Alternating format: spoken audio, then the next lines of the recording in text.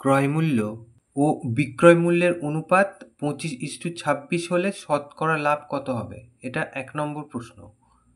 2 নম্বর প্রশ্ন, 25% ছাড় দিয়ে বিক্রি করা একটি বইয়ের বিক্রয় মূল্য হয় 300 টাকা, বইটির ধার্য মূল্য কত? তাহলে প্রথম প্রশ্নর উত্তর দেখি।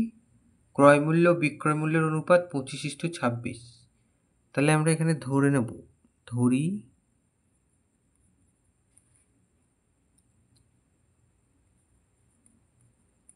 ক্রয় মূল্য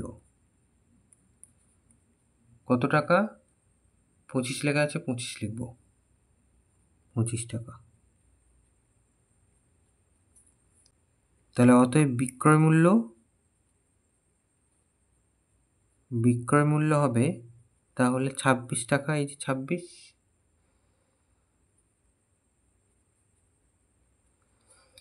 তাহলে 25 টাকায় কিনে 26 টাকায় বিক্রি করা হচ্ছে, লাভ কত?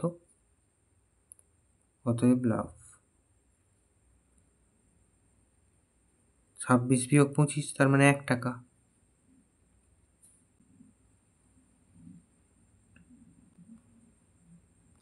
তাহলে এই লাভটাই শতকরা কত? তাহলে আবার একবার লাভ লিখলাম।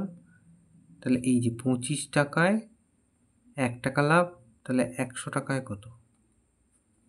তাহলে 4, তাহলে 4 টাকা। তাহলে অতএব লাভ হয়েছে 4%।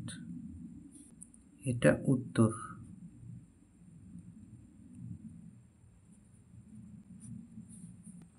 দ্বিতীয় অঙ্ক, 25% ছাড় দিয়ে বিক্রি করা একটি বইয়ের বিক্রয় মূল্য হয় 300 টাকা, ধার্য মূল্য কত?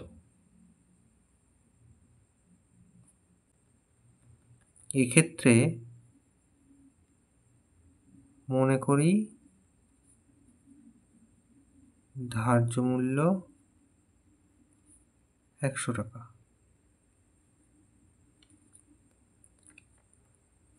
25% ছাড় দিলে বিক্রয় মূল্য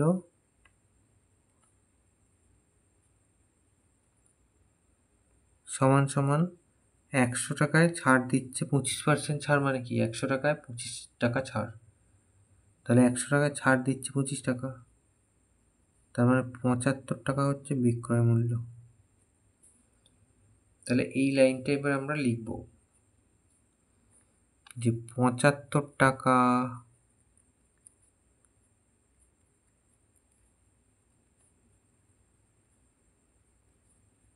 বিক্রয় মূল্য হয় 100 টাকা,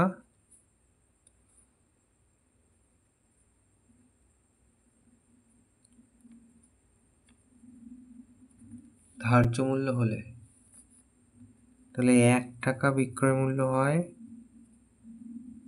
100/75 টাকা ধার্য মূল্য হলে।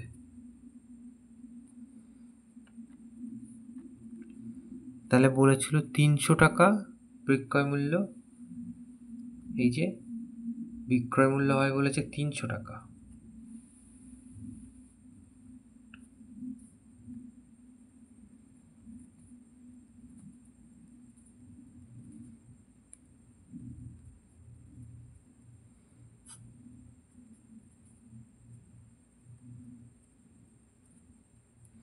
পঁচিশ দিয়ে কাটাকুটি করি, 3 25 আর 4 25, 3 দিয়ে গেলে 3 100, তার মানে 400 টাকা। তাহলে ধার্য মূল্য, অতএব ধার্য মূল্য ছিল 400 টাকা।